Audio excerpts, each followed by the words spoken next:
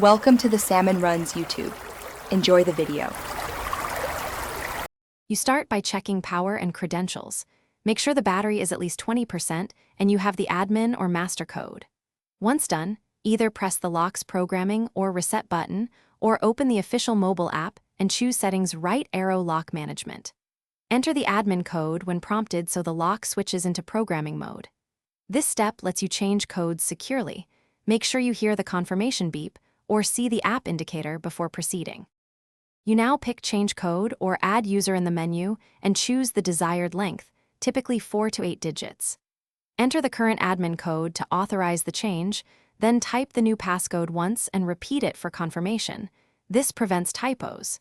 If you're using the app, name the code and set any schedules or temporary access rules. Once the lock acknowledges the update with a beep or app confirmation, you've completed the critical change. Don't skip the You finish by testing the new passcode at least 3 times from both sides of the door to ensure consistent behavior. Make sure to update any saved credentials on family devices or cloud backups and record the code securely.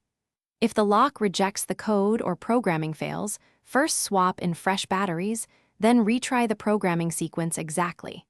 If problems persist, consult the manufacturer's factory reset procedure as a last resort. But be aware that resets erase all stored users and settings. Thanks for watching. Consider subscribing if we helped you.